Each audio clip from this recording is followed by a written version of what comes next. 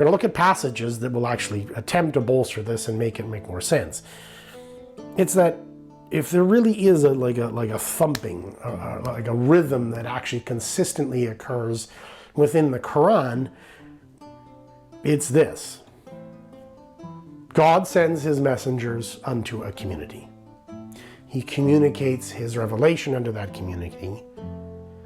And that community then turns towards them, those messengers, or that messenger, and treats him very, very, very poorly. At times persecuting, insulting, and even killing that messenger. After which a judgment actually occurs, and there is a punishment from God unto that community. Really, the Quran, which I've read many times, has this sort of, if you will, like I said, drumbeat in the background of this text, which is God constantly attempts to reach out to humankind. Unto every people is sent a warner, unto every nation is sent a warner in their own language. It's a very beautiful picture, and one I wish I'd learned of earlier in my life.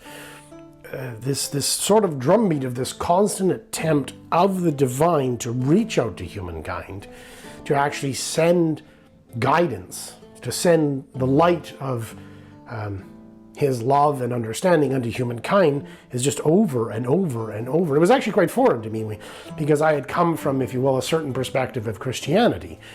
I found this actually quite breathtaking when I first began studying Islam, is that there's this constant, if you will, patient attempt of God to reach out to humankind, to send his messengers, and that those individuals consistently end up actually being persecuted, rejected, mocked over and over and over, and yet still they bring the message. Still they warn the humanity. So it seems strange to me that actually Islam suddenly had this feature, which I found quite peculiar, because I was reading the Quran, not actually the Hadith at the beginning. I was just purely actually studying the Quran itself and read it multiple times and still do. So this is what I'm going to suggest, is this is why I found it actually peculiar, because I saw this constant rhythm, this constant drumbeat being played by the Quran, and as we shall see, the Quran also consistently stating that there will be no change in how God relates to his people. We're now going to read a series of quotes that are in sequence actually from the Book of Certitude. And this is Baha'u'llah speaking on what I would call this great drumbeat of the Quran. It also brings up another concept, which is about how we investigate. So we're going to begin, and we're going to treat a small section of it, and then we'll stop for a second, and then we'll read another section and read another section. I believe it's vitally important that Baha'u'llah, of course, gets to speak in this case, and that we do our best at least to understand certain gems that are, if you will, laying within what he has said. So here we begin. Consider the past, how many, both high and low, have at all times yearningly awaited the advent of the manifestations of God in the sanctified persons of his chosen ones. How often have they expected his coming? How frequently have they prayed that the breeze of divine mercy might blow, and the promised beauty step forth from behind the veil of concealment, and be made manifest to all the world. And whensoever the portals of grace did open, and the clouds of divine bounty did rain upon mankind, and the light of the unseen did shine above the horizon of celestial might, they all denied him, and turned away from his face, the face of God himself. Here Baha'u'llah is like the Quran does itself, asking humanity to reflect upon the past, on how in the past so many individuals were waiting the advent of the promised one of their faith. Yet, though they had sat in prayer, begging for redemption to come, when that figure did shine above the horizon of celestial might, they all denied him and turned away from his face. Imagine, for example, the Jews, from an Islamic perspective, how the Jews and the Christians and the polytheists, the pagans in that day, longed for a relationship and communication from the divine. How, from an Islamic perspective, they were hoping to find that promised one, and yet when he actually appeared, how was he treated by the individuals on the Arabian Peninsula? How was his message also therefore treated by individuals outside the Arabian Peninsula subsequently?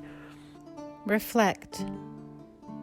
What could have been the motive for such deeds?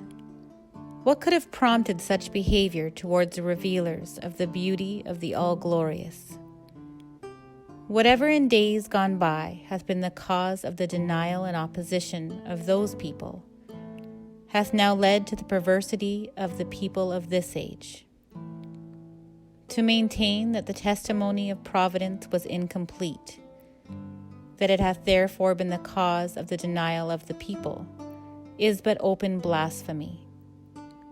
How far from the grace of the All-Bountiful, and from his loving providence and tender mercies, it is to single out a soul from amongst all men for the guidance of his creatures, and on one hand, to withhold from him the full measure of his divine testimony, and on the other, inflict severe retribution on his people for having turned away from his chosen one.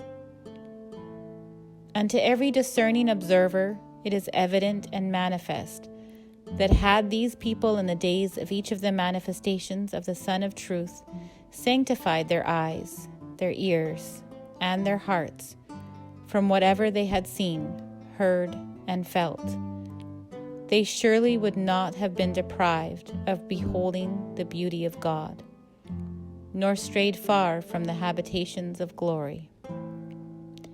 But having weighed the testimony of God by the standard of their own knowledge, gleaned from the teachings of the leaders of their faith, and found it at variance with their limited understanding, they arose to perpetrate such unseemly acts. That the proofs and evidences for the message of, say, the Prophet Muhammad was not incomplete, because then how could you judge an individual for having rejected it? And this is really important, because I think we have to look at this, and it's something I often speak on when I have the opportunity to sit with friends of, say, a Christian or a Muslim background in particular. Try to place ourselves in the time of the Prophet Muhammad, in the time of Jesus Christ, or in the Jews' case, in the time of Moses, or for that matter, in the time of Isaiah, or some of the lesser prophets in Israel. And try to understand, well, that first, many of them were treated horribly. That many of these individuals were persecuted, and some of them killed. And why is it that that was happening? Why is it, if you're a Christian, do you think that when the light of the Word of God manifested within the person of Jesus Christ unto the people of Israel, why is it that they were willing to persecute and turn aside from him and then kill him, when all of their religious perspective and the fervor, even in the hum of that time, was about the coming of the Messiah? Why is it that the individuals within 7th century Arabia and beyond, despite, from an Islamic perspective, longing for the coming of a Redeemer, when he came, turned aside? It cannot be that God was unjust, is one of the points of Baha'u'llah I believe in here. It cannot be that God withheld the evidence and the divine testimony, because then how could he actually judge them for having rejected it? And then it says this: had these people sanctified their eyes, their ears, and their hearts, whatever they had seen, heard, and felt, they would not have been deprived of beholding the beauty of God. But, having weighed the testimony of God by the standard of their own knowledge, gleaned from the leaders of their faith, and founded at variance with their limited understanding, they perpetrated such unseemly acts. But this is what we're asking, whether right or wrong, whether true or false. This is what Baha'u'llah is asking the people of Islam and Christianity, Judaism, and Buddhism and Hinduism to do in their assessment of his claim. It's why often I'll say, and said at the beginning of this video, I cannot be asked to abide by the historical, say, interpretations of the Catholic or Orthodox Church, or the Pentecostal Church for that matter, or the Alliance United Church, etc., etc. Why? Because in the days of Jesus Christ, when he came, what people thought, the limited understanding of the people at that time, made them turn away from Jesus Christ. They had a very specific and precise understanding of how Jesus was to, or the Messiah was to return, how he was going to treat the law of Moses, what he was going to do, and the ways that he would interact with humankind. Yet from a Christian perspective, they were wrong. From a Muslim perspective, there was a very, very particular things that, from a Christian perspective, thinking as a Muslim, there were very, very particular things that a messenger of God should have done, must have done, and could not do. Yet from their perspective, the Prophet Muhammad did and said those things. So they turned away. And what is it that Baha'u'llah is saying is that if you're a Muslim, how did that happen? Did these individuals weigh the testimony of God by their own standard? And did they also glean from the teachings of leaders of their faith a series or sets of understandings, and then turn with that limited understanding towards the revelation of the Prophet Muhammad, not only reject it, but perpetrate such unseemly acts? Invariably, that's what you must believe as a Muslim. But that's also what you must believe as a Christian looking at Judaism. Consider Moses. He summoned all the peoples and kindreds of the earth to the kingdom of eternity, and invited them to partake of the fruit of the tree of faithfulness. Surely you are aware of the fierce opposition of Pharaoh and its people, and of the stones of idle fancy which the hands of infidels cast upon that blessed tree. So much so that Pharaoh and his people finally arose and exerted their utmost endeavor to extinguish with the waters of falsehood and denial the fire of that sacred tree. Baha'u'llah then asks us to look at Moses and how he was summoning the people of the earth, and he was turned against by the Egyptians and the people of Pharaoh.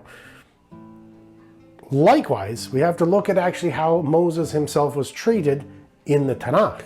When we end up looking at the book of Exodus and we look at the subsequent stories within the Torah itself, the Pentateuch, the 5 books of Moses, we find that Moses was treated very badly repeatedly by his own people. And when the days of Moses were ended, and the light of Jesus, shining forth from the dayspring of the Spirit, encompassed the world, all the people of Israel arose in protest against him. They clamored that he whose advent the Bible had foretold must needs promulgate and fulfill the laws of Moses, whereas this youthful Nazarene, who laid claim to the station of the divine Messiah, had annulled the laws of divorce and of the Sabbath day, the most weighty of all the laws of Moses. Moreover, what of the signs of the manifestations yet to come? These people of Israel are even unto the present day still expecting that manifestation which the Bible hath foretold. How many manifestations of holiness, how many revealers of the light everlasting have appeared since the time of Moses? No other reason except that Israel refused to apprehend the meaning of such words as have been revealed in the Bible concerning the signs of the coming revelation. as she never grasped their true significance, and to outward seeming, such events never came to pass. She therefore remained deprived of recognizing the beauty of Jesus and of beholding the face of God, and they still await his coming. Baha'u'llah then turns to the cause of Jesus Christ. That the people rose against him, and what did they say? They said that, well, the Messiah, the one that the Bible hath foretold that would come, must fulfill the law of Moses. He must promulgate it, whereas Jesus Christ, as we're shown in the New Testament and in the Acts of the Apostles, etc., seem to have removed the law of Moses. Then he points to this other facet, that what of the signs of the manifestation yet to come?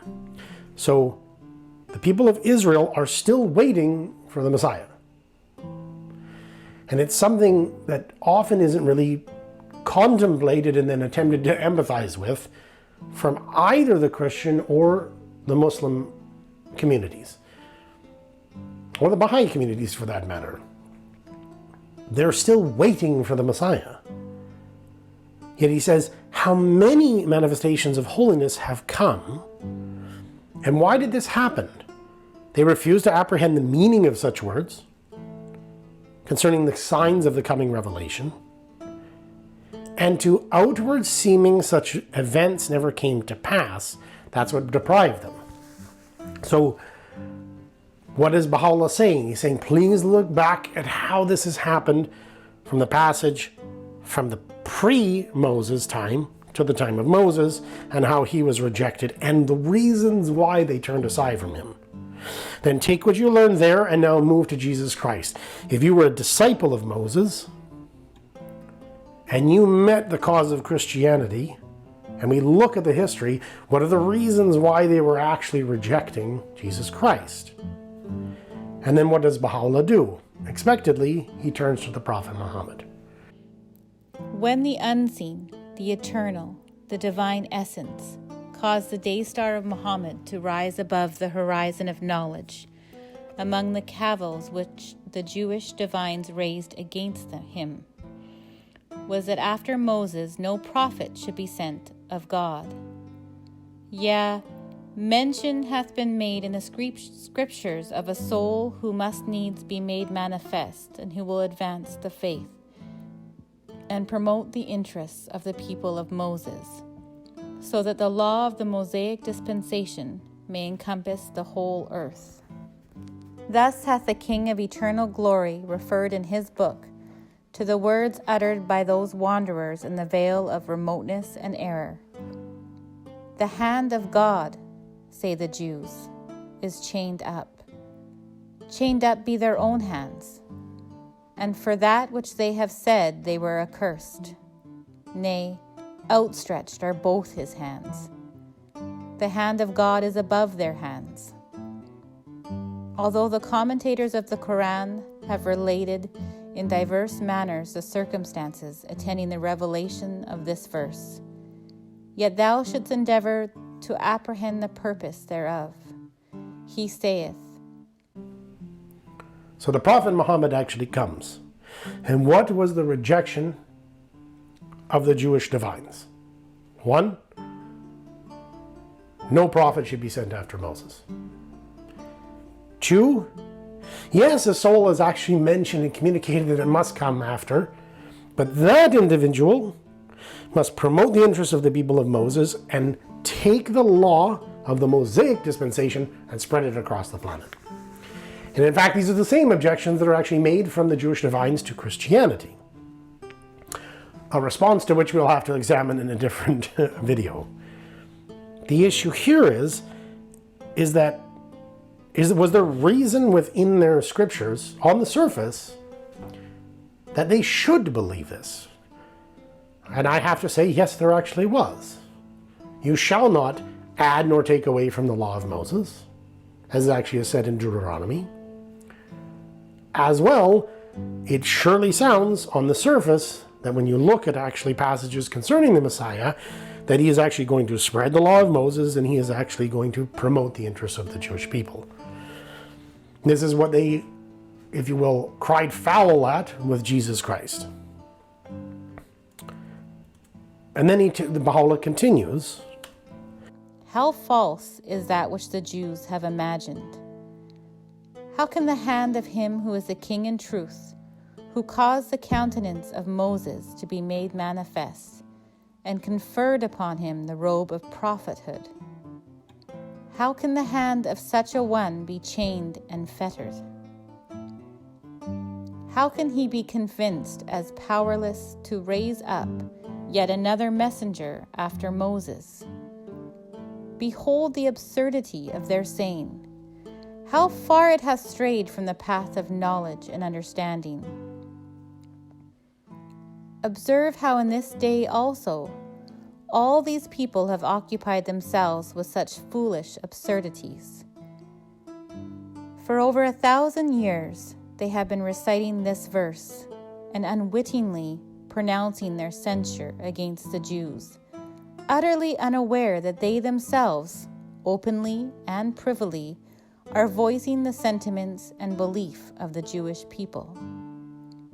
Thou art surely aware of their idle contention, that all revelation is ended, that the portals of divine mercy are closed, that from the day springs of eternal holiness no sun shall rise again, that the ocean of everlasting bounty is forever stilled, and that out of the tabernacle of ancient glory the messengers of God have ceased to be made manifest. This here brings this whole issue really to a head at this point in a very, very intense way. Baha'u'llah is stating that in the Qur'an we find this passage where it's accusing the Jews, the Jewish divines of that time, of saying that the hands of God are chained. And how horrendous this is. And then it says, endeavor to apprehend the purpose thereof. How can God be conceived as being powerless to raise up another messenger after Moses? And then it says, for over 1,000 years, they, the Muslim community, Islamic community, have been reciting this verse in response to the Jewish community. And what? Utterly unaware that they themselves are voicing the exact same sentiments. Thou art surely aware of their idle contention that all revelation is ended. The portals of divine mercy are closed, and no sun shall rise again. And this is something that we're going to have to look at increasingly as we move on. Which is, this is what I meant by this issue of the great drumbeat of the Qur'an, is that we're told that no change shall happen. We shall see no change in the ways of God. And what does he do? He actually sends messengers.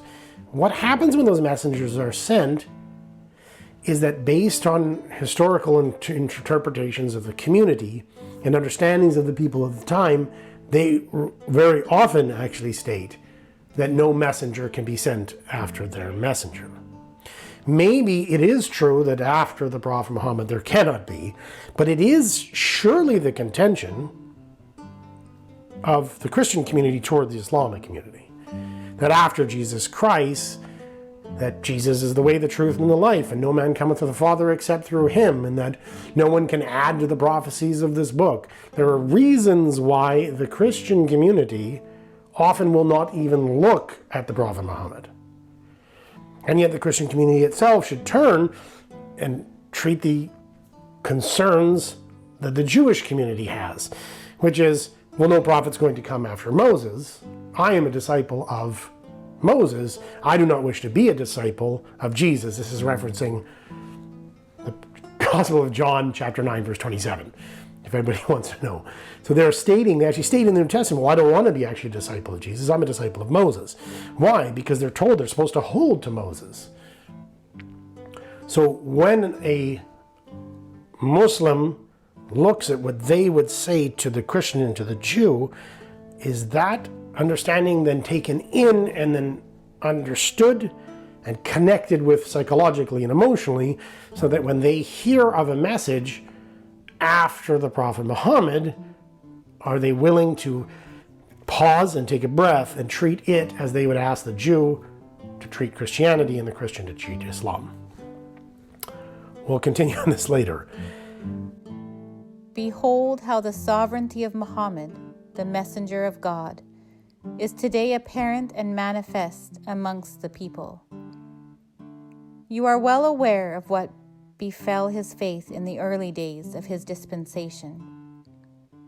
What woeful sufferings did the hand of the infidel and erring, the divines of that age and their associates, inflict upon that spiritual essence, that most pure and holy being. How abundant the thorns and briars which they have strewn over his path. All treated him as an impostor and pronounced him a lunatic and a calumniator. Such sore accusations they brought against him, that in recounting them, God forbiddeth the ink to flow, our pen to move, or the pages to bear them. These malicious imputations provoke the people to arise and torment him.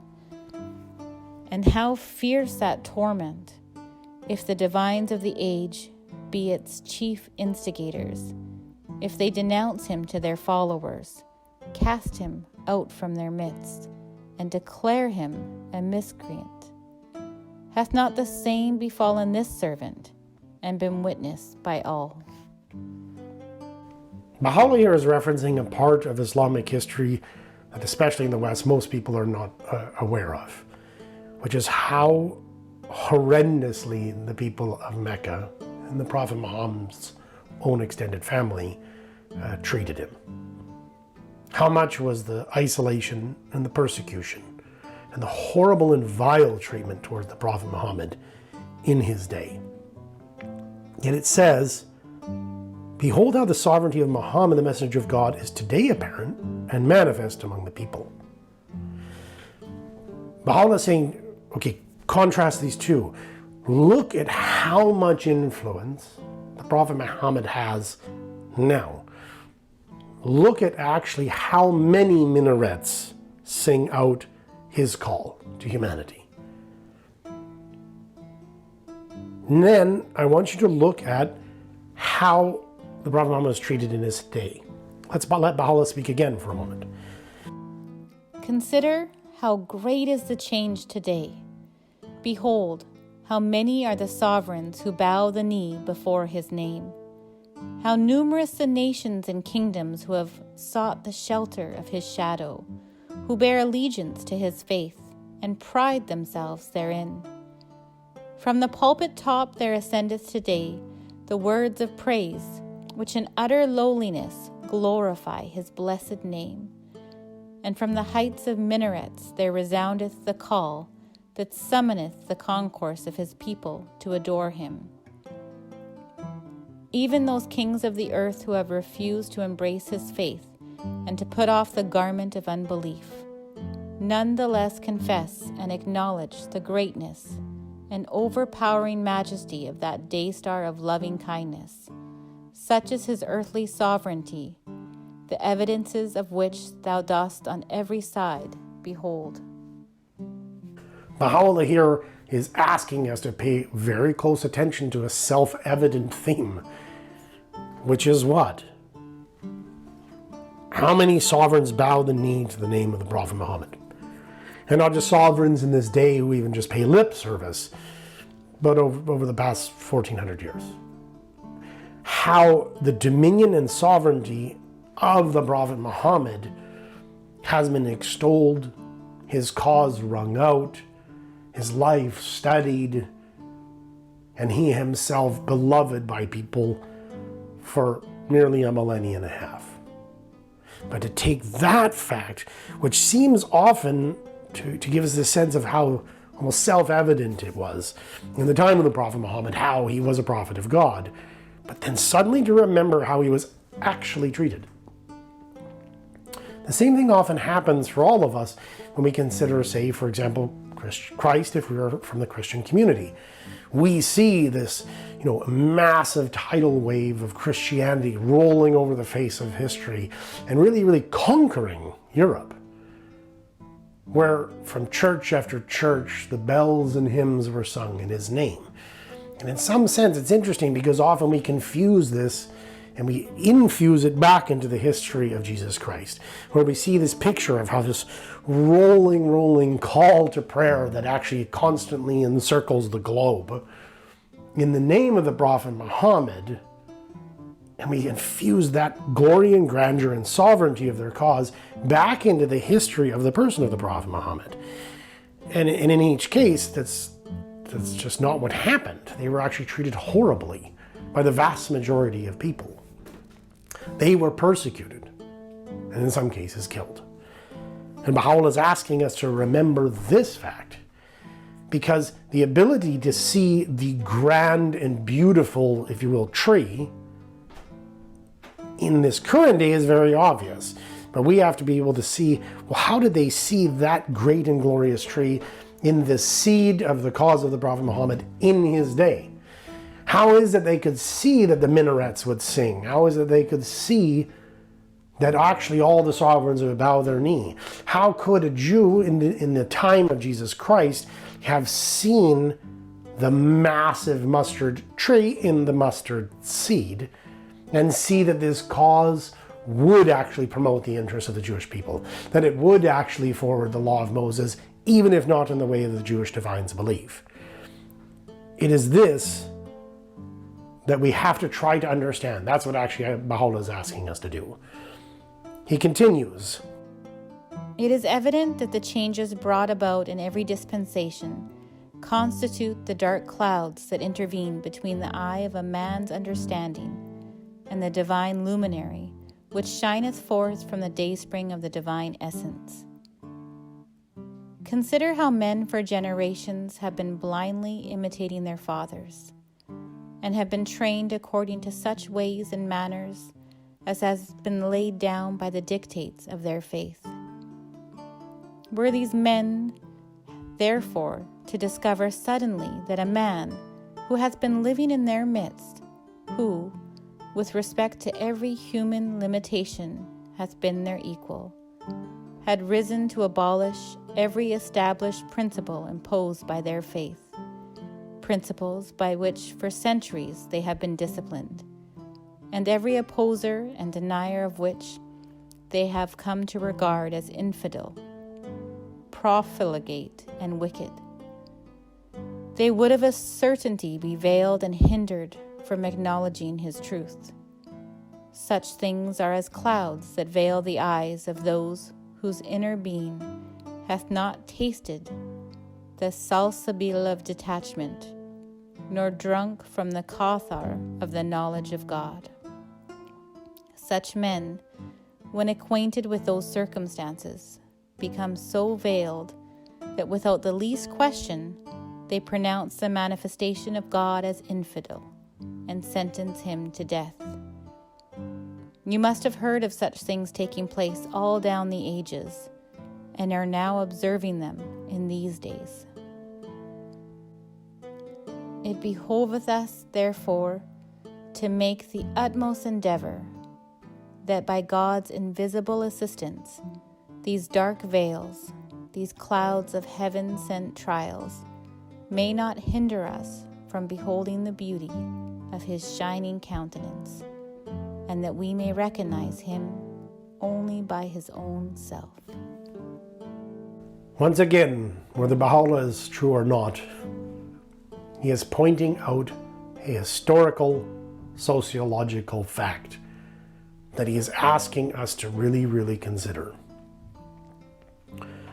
That individuals are trained in such ways and manners, have been laid down the dictates of their faith. And if they were to suddenly discover that a man who, with respect to every human limitation, is their equal, has risen to abolish the established principles imposed by their faith, and then it says, by which for centuries they have been disciplined, every opposer and denier of which they have come to regard as infidel, profligate, and wicked, they would automatically reject him.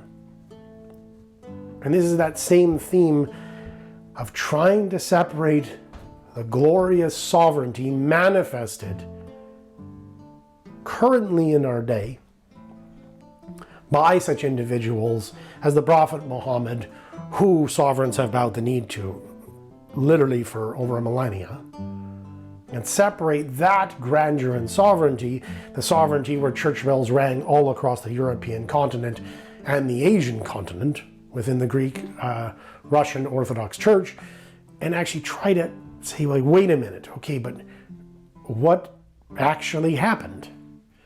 What actually happened is, if you place yourself in that position, suddenly some individual that you knew, may have grown up with, claimed to be a radiant light of God in your day. And this individual then actually stands up and actually, what does it say? Abolished establishment principles imposed by your faith. And this is a theme that recurs over and over in the writings of Baha'u'llah and Abdu'l-Baha and the Bab, is that suddenly Jesus Christ took what everyone believed would be an eternal law and upended it.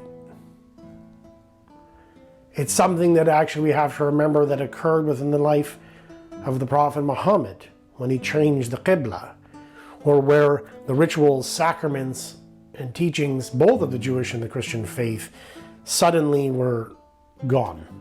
And a new way of relating to the divine was actually brought forth by the Prophet Muhammad. And that, without least question, these individuals pronounced those manifestations of God, those revealers of the divine law, as infidel, and sentenced them to death.